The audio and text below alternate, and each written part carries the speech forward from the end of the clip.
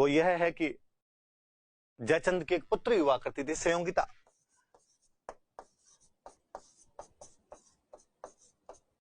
जयचंद की संयोगिता नाम की एक पुत्री थी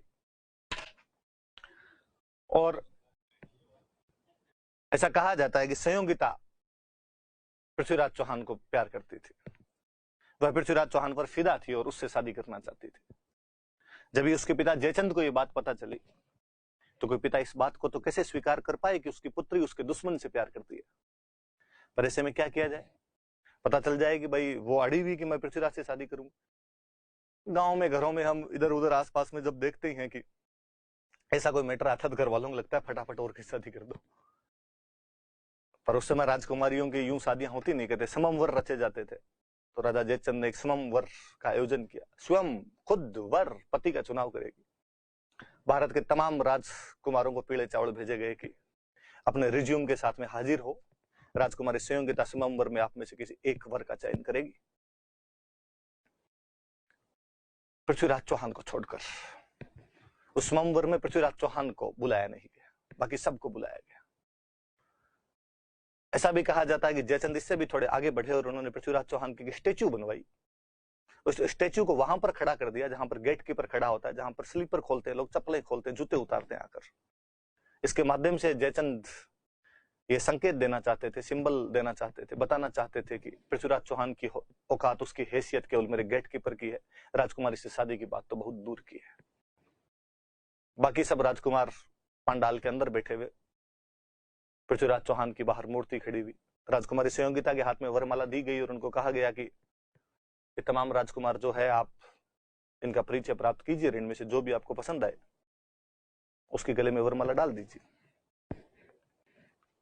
राजकुमारी संयोगिता एक एक से पूछती है कि पिछले टेस्ट में कितने नंबर आए थे, मेवाड़ मारवाड़ दोनों कंप्लीट है क्या, करंट भी पढ़ते हो या नहीं पढ़ते हो, साथ में पॉलिटी वाले टेस्ट की तैयारी कर रखी है या नहीं कर रखी है, शाम को लाइव क्लास में आते हो कि नहीं आते हो। तो जो शाम को लाइव में नहीं आते थे उनको तो वैसे ही उसने रिजेक्ट कर दिया था। उसने कहा नहीं, इन लोगों को तो कोई मतलब ही नहीं है, पढ़ाई की तरफ ध्यान ही नहीं है इनका।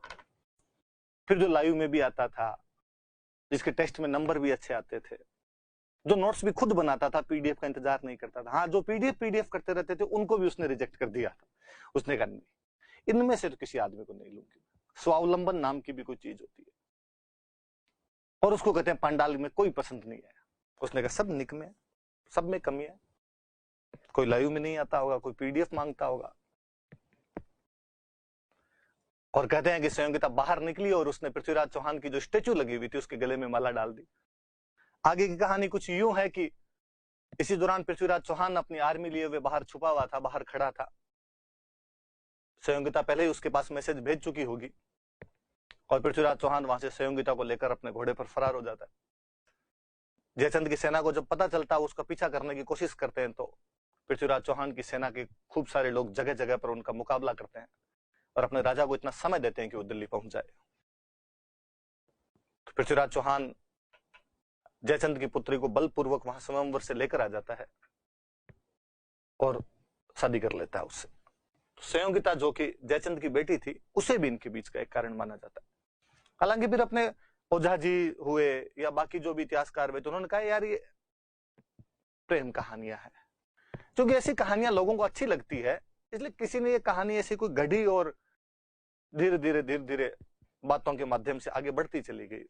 बाकी चीजें जल्दी से लोगों के समझ में नहीं आती, ये थोड़ी इंटरेस्टिंग है, समझ में आ जाती है, लोगों को कहीं जुड़ाव महसूस होता है खुद का, तो ये प्रेम कहानी पॉपुलर हो गई। बाकी इसमें हिस्टोरिकल फैक्ट नाम की कोई चीज नहीं। पर कालांतर में अपने दशरथ शर्मा, जिनकी book the early Chauhan dynasties है, गोपीनाथ शर्मा,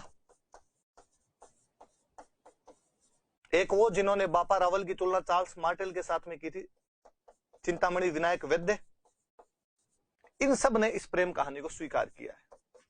ये जो संयोगिता वाली लव स्टोरी है इसको स्वीकार किया। कोई ये पूछ लेगा कि संयोगिता की प्रेम कहानी को एज ए हिस्टोरिकल फैक्ट कौन कंसिडर करता है? डॉक्टर दशरथ शर्मा करते हैं, गोपीनाथ शर्मा करते हैं, सीबी वैद्य करते हैं। कौन नहीं करता? तो इनके अलावा नहीं करते। बाकी वाले जो होते उनके नाम अपने को क्यों याद करना है? तो चौहानों और गहड वालों के बीच में डिस्प्यूट के क्या क्या कारण थे? तो गहडवाल चंदेलों को